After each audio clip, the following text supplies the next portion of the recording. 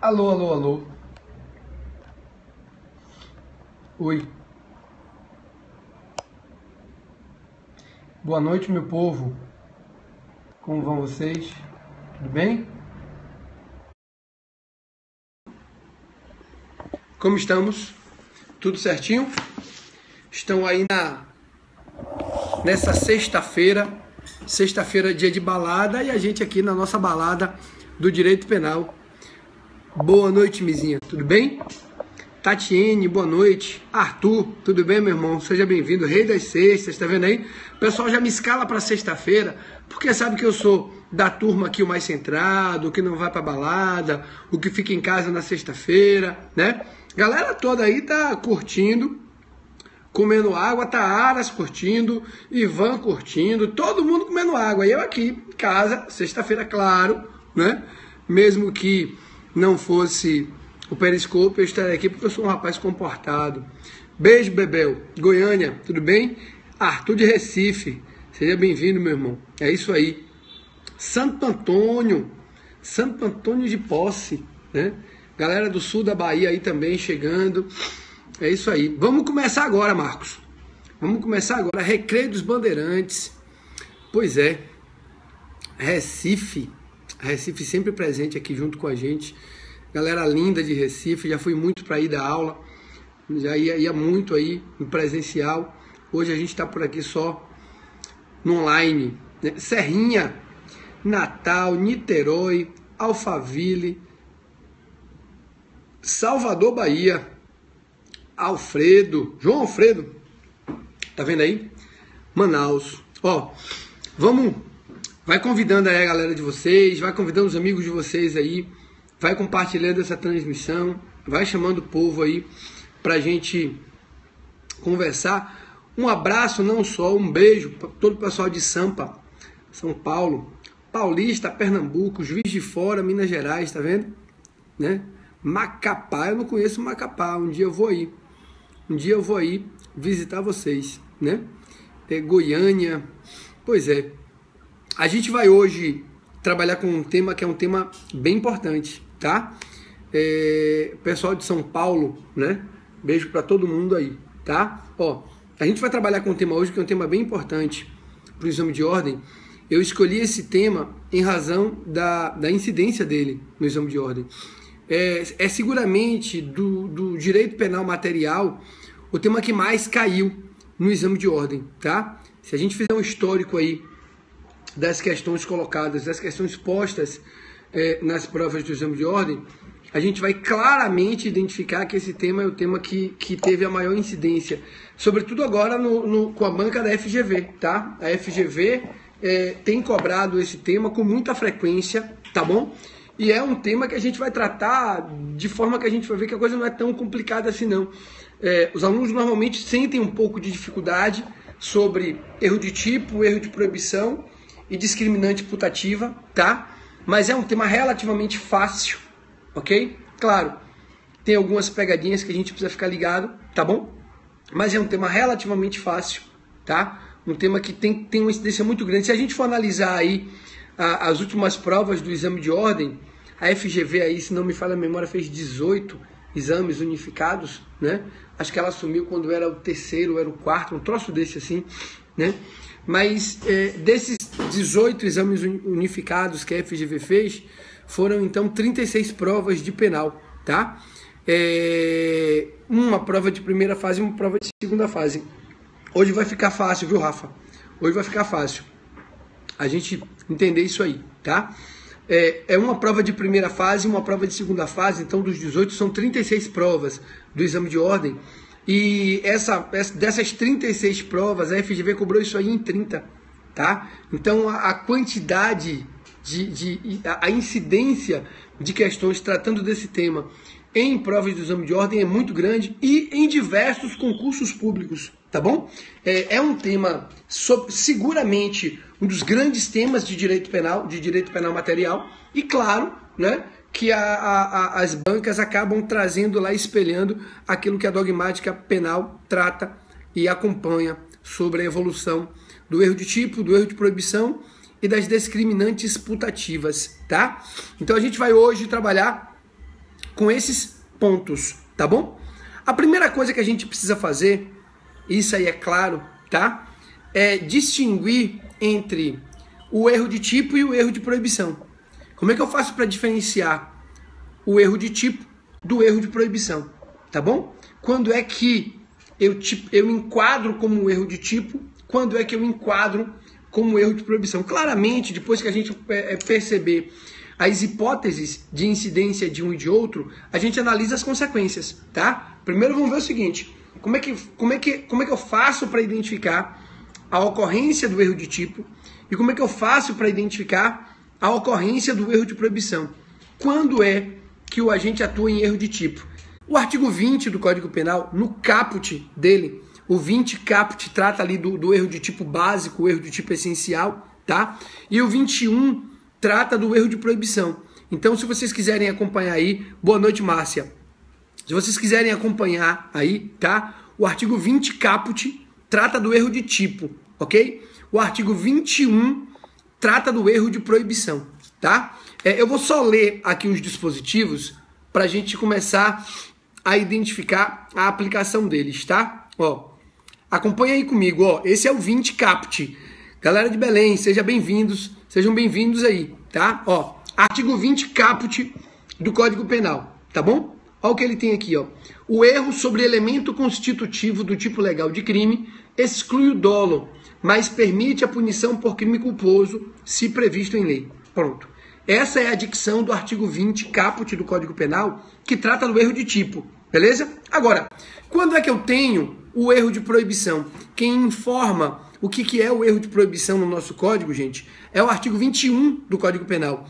O artigo 21 vai dizer lá que o desconhecimento da lei é inexcusável, claro, tá? Agora, o erro sobre a ilicitude do fato, se inevitável, isenta de pena, se evitável, poderá diminuí-la de 1/6 a 1/3, tá? Então, observem, o artigo 20 caput trata do erro de tipo, o artigo 21 do erro de proibição. Na prática, os pontos, as questões que trazem, tanto em prova quanto em concurso, que trazem do erro de tipo, que trazem o erro de tipo, são questões em que o agente não sabia qual era a conduta que estava praticando. No erro de tipo, o agente erra quanto à conduta. Ele avalia a circunstância de forma inadequada, ele avalia a circunstância de forma incorreta e, claro, né, pratica a conduta sem saber que estava praticando-a, tá? A gente poderia pensar em diversos exemplos de erro de tipo, alguns muito clássicos, né? Como, por exemplo, o cidadão que vai caçar, aí ele tá lá nessa caçada, vê algo atrás de uma moita se movendo, acha que é um animal e atira. Então ele acha que está praticando a conduta matar um animal, quando na verdade ele atirava em uma pessoa, ele atirava em alguém, né? Ou seja, ele praticou a conduta matar alguém, achando que estava praticando a conduta matar um animal. Ele errou acerca da conduta que estava praticando. O erro de tipo é sempre esse exemplo. O agente acha que está fazendo uma coisa quando na verdade está fazendo outra. Imaginem uma hipótese em que um motoboy, por exemplo, né, é contratado para fazer o transporte de uma encomenda, ok? Alguém liga para esse motoboy e diz, olha, eu tenho um transporte aqui para você fazer. E aí o cara vai lá, pega uma caixa com algumas coisas dentro, entrega para o motoboy, diz, ó, tá aqui, tem uns documentos aqui, tá aqui a caixa, leva nesse endereço e entrega a tal pessoa. E aí o motoboy tá indo lá levar essa caixa para determinada pessoa. No caminho, esse motoboy sofre um acidente, cai da moto. Quando alguns policiais chegam para ajudá-lo, percebem que a caixa se rompeu e que dentro da caixa havia cocaína, né? Perceba que o office boy acreditava que estava transportando documentos, quando na verdade ele estava transportando droga, né? E como não era para consumo pessoal, tráfico, artigo 33 da Lei de Drogas. Entenderam? Ou seja, ele achou que estava transportando documento, quando na verdade está transportando droga. Esse é o erro de tipo, né? Já caiu. Imagina aí uma hipótese, né, em que o agente vai a um bar, chega nesse bar em que só entram pessoas maiores de 18 anos, ele chega nesse bar, conhece uma garota, tá? Transa com ela no banheiro do bar, No dia seguinte, ele descobre que ela tinha menos de 14 anos, né? Ou seja, ele praticou a conduta de estupro de vulnerável, lá do artigo 217A do Código Penal. Ele praticou a conduta do artigo 217A, que é ter conjunção carnal com menor de 14, beleza? Só que, percebam, ele não sabia que estava tendo conjunção carnal com menor de 14. Ele achava que estava tendo conjunção carnal com maior de 14, beleza? Ó, só um parêntese aí, tá? O artigo 217A do Código Penal, que traz lá o crime de estupro de vulnerável, ele tipifica a prática do ato sexual com menor de 14. A partir dos 14 anos, a conduta passa a ser fato atípico, claro, se há o consentimento, né?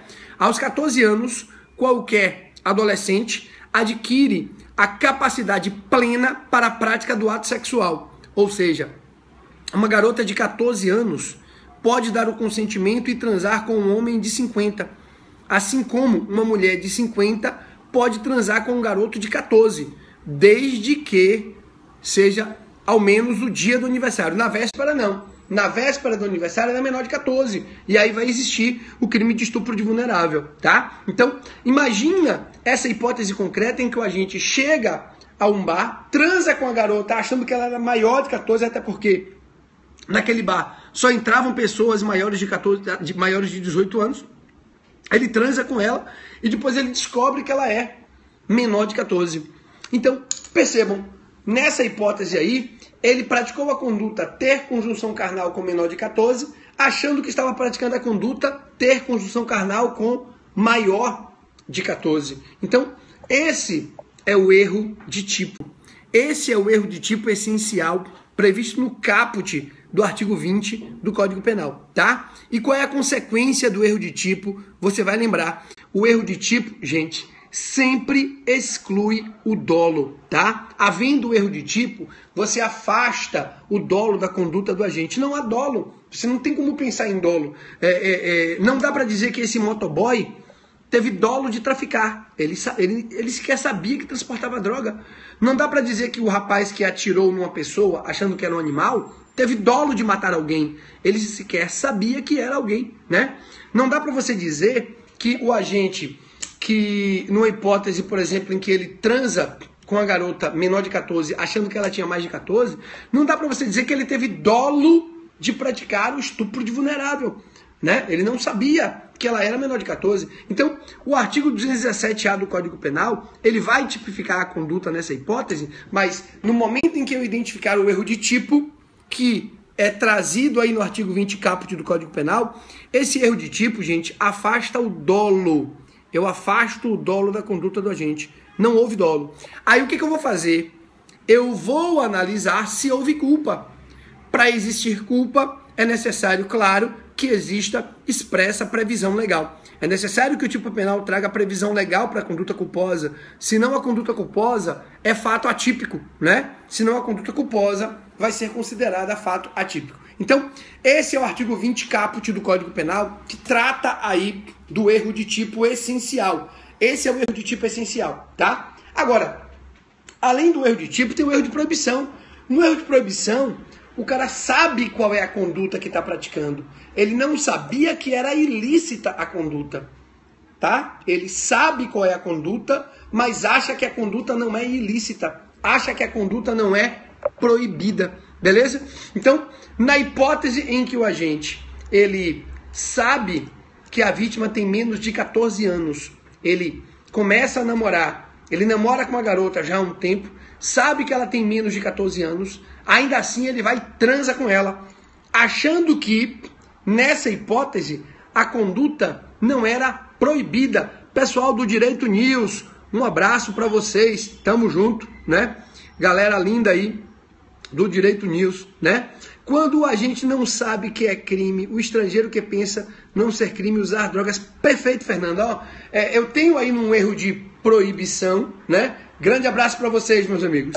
Eu tenho aí no erro de proibição, observa, uma hipótese em que o agente vem para o Brasil. Imagina que um holandês vem para o Brasil, vem passar férias aqui no Brasil, aí ele vê lá no folder da viagem dele uma foto, né?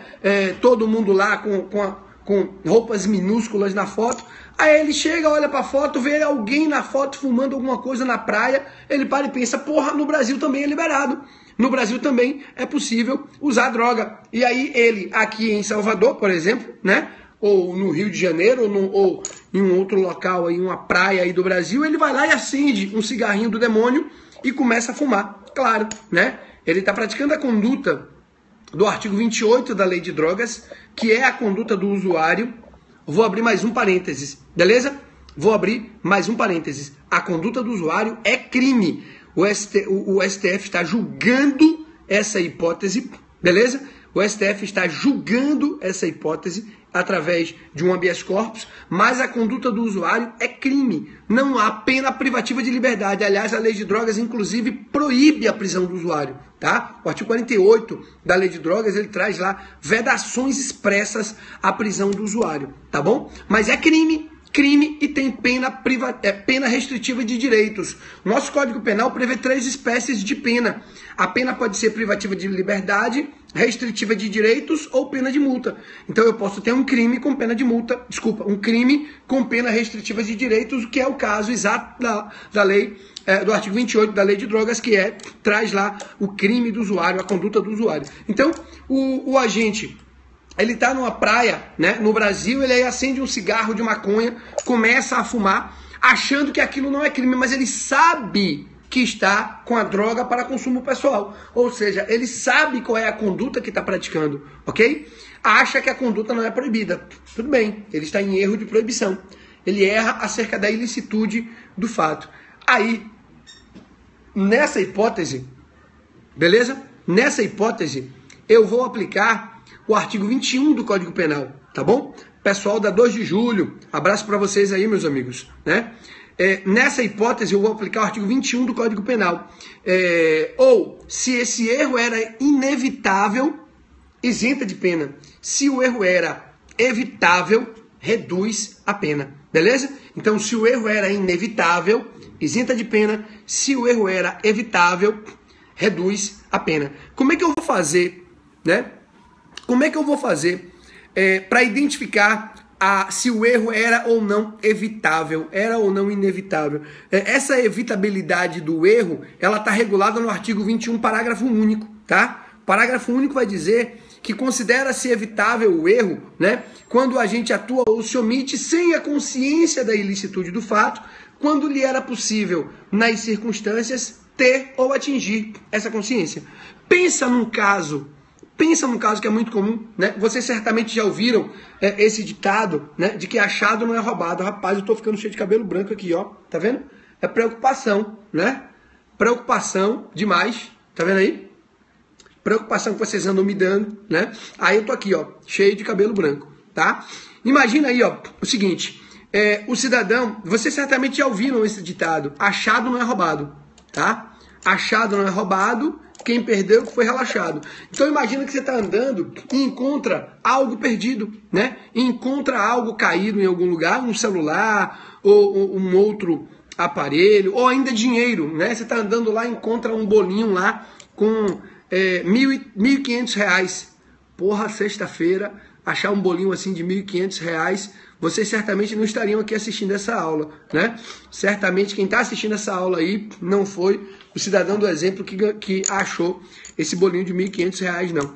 Mas imagina aí, ó, na hora que você acha, a primeira coisa que lhe vem à cabeça é: achado não é roubado, beleza? Achado não é roubado. Não estou roubando nada de ninguém, né? Pega, põe no bolso e se apropria daquilo que você encontrou. Então, na verdade, claro, não há roubo aí, porque roubo é subtração com emprego de violência ou de grave ameaça, lá no artigo 157 do Código Penal. Ok, beleza. Entretanto, há um crime para essa conduta, tá? Há um crime para essa conduta, tá? Aí eu tenho uma apropriação indébita da coisa achada, tá? Essa conduta se tipifica no artigo 169, parágrafo único, inciso 2. É uma espécie de apropriação indébita. Entretanto, o que eu quero que vocês percebam? Muita gente acha que essa conduta não é crime. Muita gente acha que isso não é proibido. Muita gente acha que isso não é ilícito, porque cresceram ouvindo o ditado de que achado não é roubado. E se achado não é roubado, então eu posso ficar com aquilo que eu acho. Observa que, nesse caso concreto, o agente sabe qual é a conduta que está praticando. Sabe que achou uma coisa alheia perdida e que vai se apropriar. Só que achou que isso não é ilícito. Achou que isso não é proibido. Então o erro dele recai sobre a ilicitude da conduta. O erro dele recai sobre a proibição da conduta. Daí a aplicação do artigo 21 do Código Penal, tá? Então eu tenho aí o 20 caput com o erro de tipo essencial, tá bom? E o artigo 21, tá bom? Com o erro de tipo, né? Vitor, a ideia de você analisar a excusabilidade ou não do erro, né? Você vai lembrar da hipótese da evitabilidade ou não. O erro evitável é um erro inexcusável, porque é imperdoável, tá bom? O erro evitável, ele é inexcusável, porque ele é imperdoável. A palavra excusa vem do latim, significa perdão, tá bom? A palavra excusa vem do latim, significa perdão, tá? Então, se o erro era inexcusável, é porque o erro era imperdoável. Eu não vou perdoar quem errou, né? Ele cometeu um erro grotesco, um erro grave, né? Então eu não perdoo quem errou, tá bom? Se eu não perdoo quem errou, é porque o erro era evitável, não é? Então o erro evitável é inexcusável, já o erro inevitável é perdoável, né? Eu não vou perdoar, eu não vou punir o cidadão se quando eu avaliar aquela hipótese concreta, eu identificar que se eu tivesse no lugar dele, eu estaria errado também. Eu não vou punir ele por conta disso, né? Então, o erro inevitável é um erro perdoável. O erro evitável é um erro imperdoável. Daí a utilização daquelas duas palavrinhas, excusável e inexcusável, que acabam sempre trazendo aí alguma duvidazinha pra gente, né? Tá, pronto, vamos lá. Então, ó, fechou. A gente viu aí o erro de tipo clássico, né? Que é o erro de tipo essencial, que é o do caput do artigo 20. E tem também aí, a gente deu uma analisada no erro de proibição, que é o que está no artigo 21 do Código Penal, tá? Agora, existem algumas outras espécies de erros, tá bom? Existem outras espécies de erro. Para o exemplo, o que cabe? Eu não entendi, Roberto. Né? Para qual exemplo? Para o exemplo do erro de proibição? No erro de proibição, se o erro é inevitável, isenta de pena, afasta a culpabilidade, exclui a culpabilidade. Esse erro inevitável. Se o erro era evitável, diminui a pena de 1/6 a 1/3. A gente vai encontrar essa consequência no artigo 21 do Código Penal. 21 caput traz isso lá para a gente aplicar para essas hipóteses aí dos erros, né, de proibição, tá bom? Previstos aí. Agora, observa, tem uma outra hipótese de erro, essa daqui também cai muito, então se liga, tá? São os chamados erros acidentais. O erro de tipo, ele se divide em dois. A gente viu o erro de tipo clássico e erro de proibição. Agora esquece erro de proibição um pouquinho. Quero falar só do erro de tipo. O erro de tipo se divide em dois, tá? Existem duas espécies de erro de tipo. O erro de tipo essencial e o erro de tipo acidental. O erro de tipo essencial a gente já tratou, que é o do caput do artigo 20. O agente não sabe qual é a conduta, exclui o dolo e ponto final. Beleza? Agora, e no erro de tipo acidental? Qual é a consequência do erro acidental? Aí depende. Existem alguns erros, né, acidentais que podem aparecer pra gente aí, tá? Pode existir, por exemplo, né, o erro in objecto, né? O erro sobre o objeto, o erro que recai sobre o objeto, né? Muito obrigado, Carlinha. Um erro que recai sobre um objeto, tá? É um erro que recai normalmente sobre o valor do objeto, sobre a qualidade do objeto, tá? Por exemplo, imagina que eu vá subtrair uma joia, estou lá andando na rua, né? Aí vejo uma mulher lá, percebo que ela está com um colar, né? Um colar muito bonito, todo espalhafatoso. Aí eu olho para essa porra desse colar e digo, rapaz, aquilo ali deve ser muito valioso, deve valer muito dinheiro, né? Pela aparência do colar. Eu vou lá então e subtraio, né, o furto por arrebatamento. Vou lá, passo, arranco o colar dela e saio correndo. Eu pratiquei um crime de furto por arrebatamento, aí não há roubo, né? Roubo só quando houver violência ou grave violência contra a pessoa, se há violência contra a coisa, não é roubo, beleza? É furto. E há aí, claro, a hipótese do furto por arrebatamento, né? Então, o agente subtrai o colar achando que era valiosíssimo. Depois ele descobre que era uma mera bijuteria, que custava 15 reais. Que custava 10 ou 15 reais o colar, né? Então, o erro dele recaiu sobre o objeto. O erro dele recai sobre o valor do objeto, sobre a qualidade do objeto, tá bom? Esse erro acidental, claro, não afasta o dolo. Ele responde pelo furto doloso por ter dolo de subtrair coisa móvel alheia, sem sombra de dúvidas e sem problema nenhum, tá bom? Então, essa hipótese aí primeira, o erro sobre o objeto. Além do erro sobre o objeto, tem também o erro sobre a pessoa, tá? O erro que recai sobre a pessoa, e esse erro que recai sobre a pessoa, gente, ele tá no artigo 20, parágrafo 3º do Código Penal, tá? O artigo 20, parágrafo 3º, que trata lá desse erro sobre a pessoa, né? Erro in persona, né? Ele diz lá, o erro quanto à pessoa contra a qual o crime é praticado, não isenta de pena, né? Não se consideram, neste caso, as condições ou qualidades da vítima, senão as da pessoa contra quem o agente queria praticar o crime, né?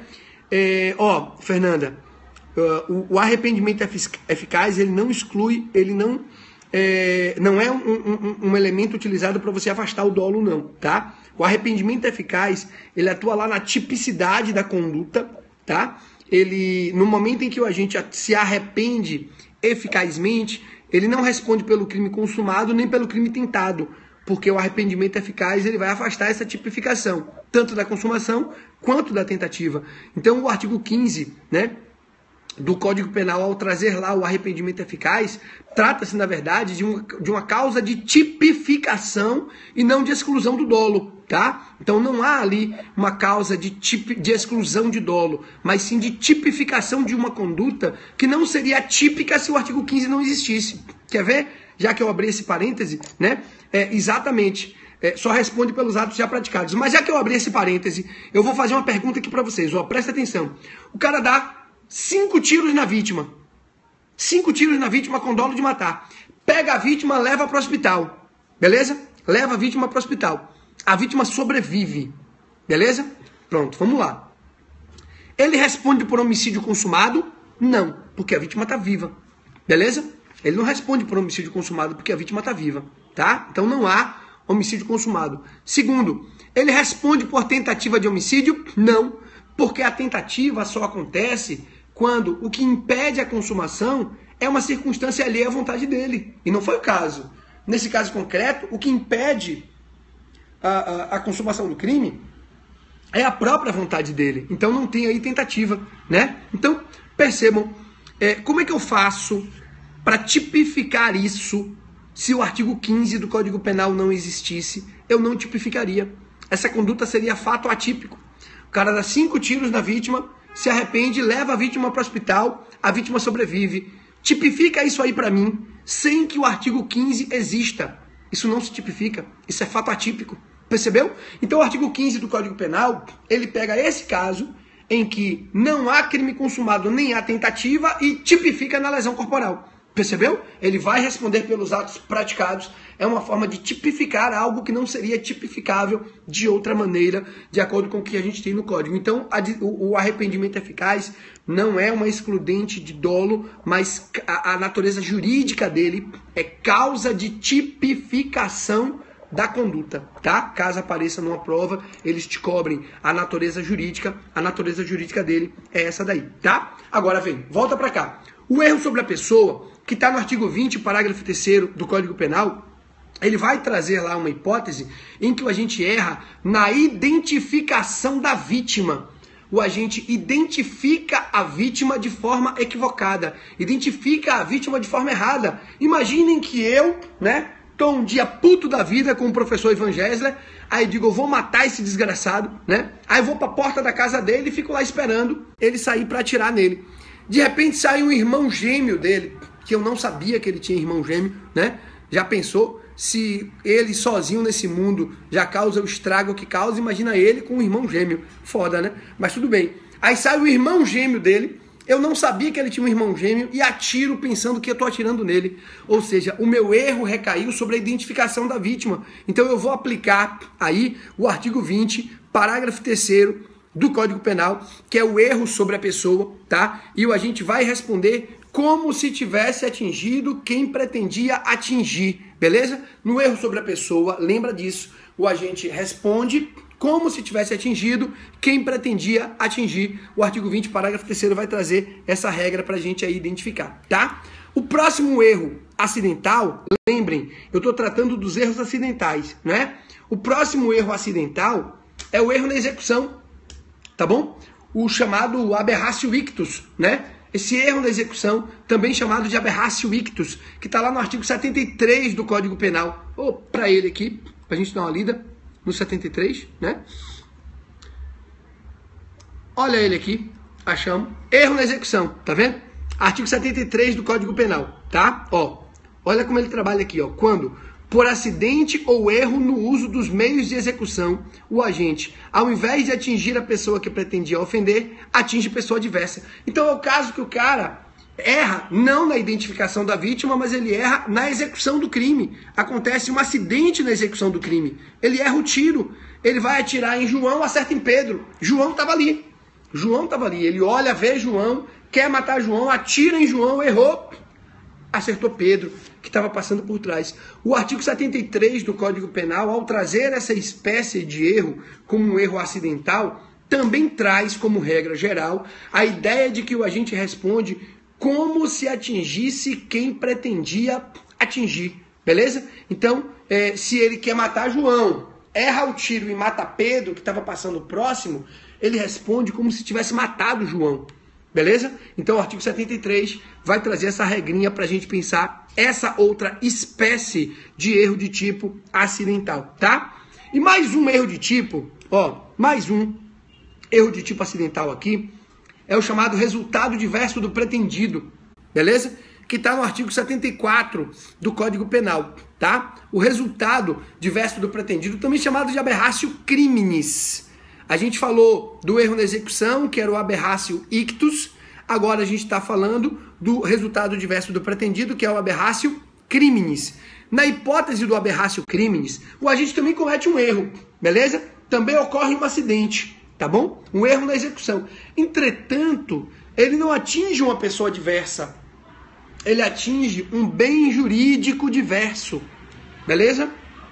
Ele não atinge uma pessoa diversa, ele atinge um bem jurídico diverso. Exemplo, eu quero matar João, atiro em João, errei e destruí uma parte do patrimônio de Pedro, que era a vitrine da loja dele, né? Ou ainda, eu quero jogar uma pedra em um ciclista que estava passando, eu atiro a pedra com a intenção de causar lesão corporal no ciclista, erro a pedrada e ela quebra o para-brisa de um carro. Percebam que ocorre aí um erro na execução, um acidente na execução, e eu atinjo um bem jurídico diverso. Ou uma questão que é muito comum em prova é o caso do cidadão que quer, por exemplo, quebrar a janela da casa e acaba atingindo um morador. O agente joga pedra com a intenção de atingir a janela, para quebrar a janela. Ele quer atingir o bem jurídico patrimônio e ele acaba atingindo um morador que estava na residência, né? Então, o artigo 74 do Código Penal, ao tratar desse resultado diverso do pretendido, vai dizer pra gente aqui o seguinte, ó, eu vou ler o conteúdo pra gente trabalhar. Vamos lá. Fora dos casos do artigo anterior, quando por acidente ou erro na execução do crime sobrevém resultado diverso do pretendido, o agente responde por culpa se o fato é previsto como crime culposo. Ou seja, por esse resultado diverso do pretendido, o agente responde por culpa se o fato é previsto como crime culposo. Claro, a culpa só se tipifica se há expressa previsão legal, artigo 18, parágrafo único do Código Penal, tá bom? Então, nesse caso concreto, o agente atua querendo atingir João, atinge o patrimônio. Responde pelo dano ao patrimônio culposo se houver expressa previsão legal. Como não há o crime de dano culposo, então é fato atípico, beleza? A conduta é fato atípico. Agora, vamos lá, preste atenção. O final do 74 traz um conteúdo aqui importante pra gente. Vocês já estão com sono não, né? Se liga aí, só mais um pouquinho. Aguenta aí só mais um pouquinho, tá? Não vou me demorar. O final do 74 diz aqui o seguinte: se ocorre também um resultado pretendido, aplica-se a regra do artigo 70 do Código Penal, tá? Ou seja, se ocorre também o resultado pretendido, eu aplico a regra do artigo 70. Se não ocorre o resultado pretendido, eu não aplico a regra do artigo 70. Ou seja, vamos lá? Acompanha comigo aqui, ó. Márcia, isso, nada de sono, Márcia. Acompanha comigo aqui, ó. Eu atiro a pedra para atingir o ciclista. Errei o ciclista e quebrei a vitrine. Respondo pelo dano culposo. Dano culposo é fato típico ou atípico? Atípico. Beleza, vamos lá. Eu atingi o ciclista? Não. Respondo pela tentativa? Não. Claro que não. Porque o artigo 70 final diz que se ocorre o resultado, também o resultado pretendido, reconheço concurso de crimes. Se não ocorre o resultado pretendido, não reconheço concurso de crimes. É o que está lá no finalzinho do artigo 74, desculpa, do Código Penal. Tá bom? Fechando. Então, ó, beleza. Agora, e que diabo é discriminante putativa? Né? O que é discriminante putativa? Exatamente, aí vai haver a hipótese dele responder ele vai responder civilmente, né? A indenização, né? Ele vai civilmente ter que indenizar, tá bom? Ó quem entrou aí, meu filho normalmente fica aqui, né, do meu lado, ele vem aqui toda hora para dar um tchau para vocês, mas ele entrou aí agora, tá assistindo a transmissão. Beijo, papai. Amo você, viu? Tchau. Fica aí ouvindo, você presta atenção aí pra você entender, tá? Vamos lá. Ó, o que é a discriminante putativa, né? O que é a discriminante putativa? Primeira coisa, né? O que é uma discriminante? O que é uma discriminante? Discriminante é algo que discrimina, é algo que exclui o crime, beleza? Não consegui pegar o fim da última explicação. Rafa, me fala qual foi aí, por favor, né? Me fala qual foi aí o finalzinho que vocês não conseguiram pegar, que eu repito, beleza? Fala aí de novo qual foi o finalzinho que eu repito para vocês, tá? Fala aí já. Aí eu repito. Então, ó, vamos lá. O resultado, a hipótese em que o agente, a discriminante putativa, beleza. O último exemplo sobre erro na execução. Tá, vou repetir erro na execução. Ó, erro na execução não. O resultado diverso do pretendido. Foi o último exemplo que eu estava dando. No resultado diverso do pretendido, o agente, ele atua e acaba lesionando um bem jurídico diferente, não é isso aí? Beleza. O final do artigo 74 do Código Penal, o final do 74 do Código Penal diz: se ocorre também um resultado pretendido, aplica o artigo 70. Então, qual é a ideia aqui que a gente vai extrair disso? Vamos lá? Se não ocorre também um resultado pretendido, não aplica o artigo 70. O que é o artigo 70? O concurso de crimes. Ou seja, a existência do concurso de crimes está condicionada à lesão ao bem jurídico. Beleza? A existência da lesão, a existência do concurso de crimes está condicionada à existência da lesão ao bem jurídico. Tá bom? Beijo para Luan e para Lana, que estão aí me ouvindo. Amo vocês. Então, ó, vamos lá. Volta para cá. Agora, o que a gente vai falar aqui agora da discriminante putativa? Primeiro, o que é uma discriminante? Discriminante é algo que discrimina, que exclui o crime. Se você olhar o artigo 23 do Código Penal, ele vai trazer ali 4 discriminantes. O estado de necessidade, a legítima defesa, o estrito cumprimento do dever legal e o exercício regular do direito. São excludentes de ilicitude, excludentes do crime. Afastam o crime, excluem o crime. São, portanto, discriminantes. Ok, já sei que diabo é uma discriminante. Agora, o que é uma discriminante putativa? A ideia da discriminante putativa é quando o agente comete um erro na discriminante. O agente erra achando que estava em legítima defesa quando não estava. O agente erra achando que estava em estado de necessidade quando não estava. Ele erra achando que estava cumprindo o seu dever legal quando não estava, né? Então, o agente atua, vai ficar assim, Duda, gravado, tá? O agente atua, no caso concreto, achando, acreditando que estava em legítima defesa. Imagina o cidadão, e esse é bem clássico, tá? O cidadão tá lá num bar sentado, aí chega alguém que é o seu inimigo, que já o ameaçou de morte várias vezes, entra nesse bar, vem andando rápido em sua direção, chegando perto, põe a mão na cintura. Aí o cara, achando que estava na iminência de sofrer uma agressão, saca a arma dele primeiro, atira e mata o agressor. Depois se descobre que não havia agressão. Houve um erro na discriminante, beleza?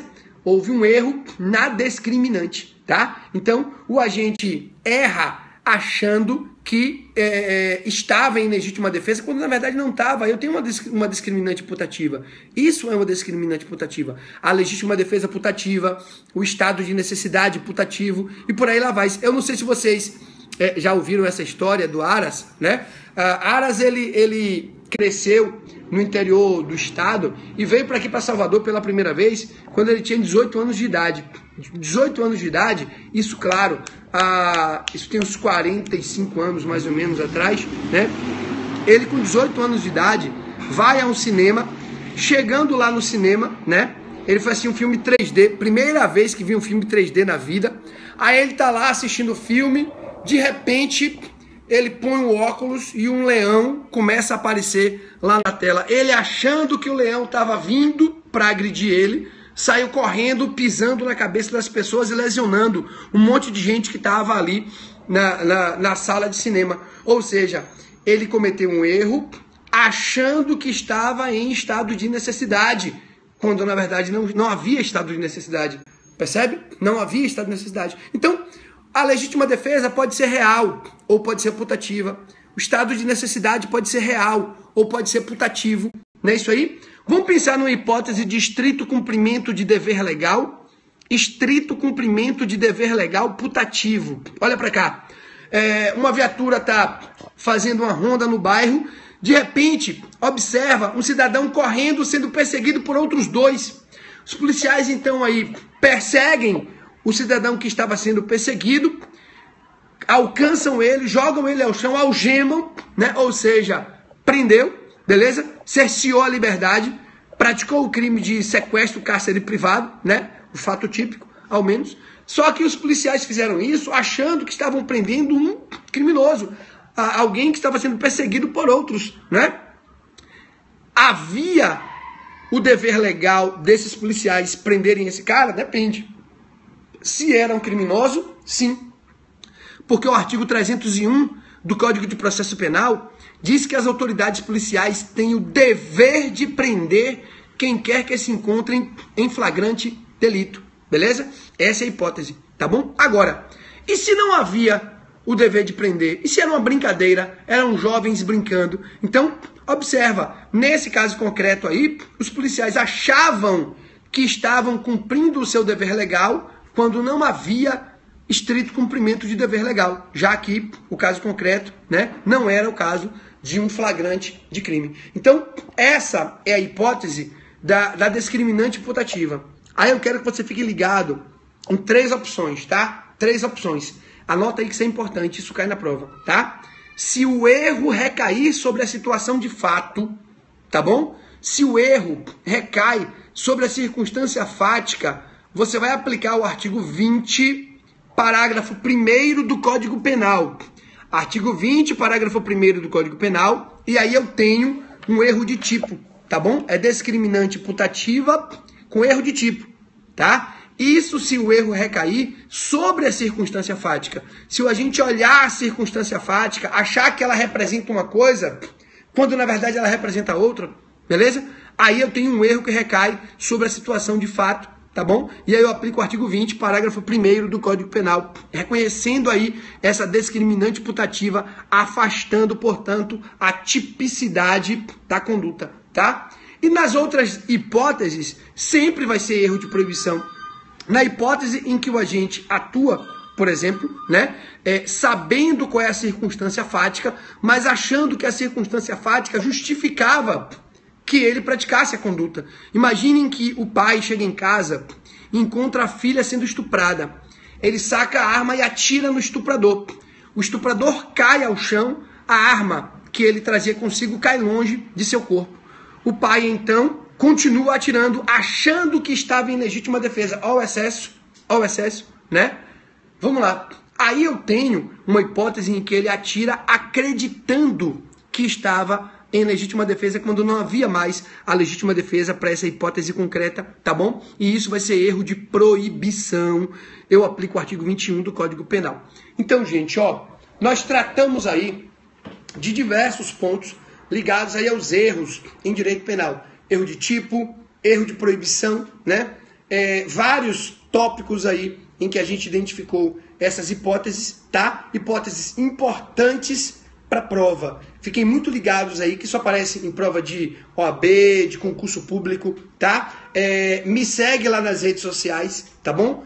Meu nome é Leandro Gesteira, eu sou professor do curso Sejais. Ou, se tiver alguma dúvida que vocês tenham ficado aí, vocês podem mandar um WhatsApp para mim, que a gente vai conversando, a gente vai tratando. O meu WhatsApp é daqui de Salvador, é o 71, é o prefixo 71, que é daqui de Salvador, é o 991612476, tá bom? Então, né, essas hipóteses que a gente tratou aí são hipóteses que aparecem muito, ó.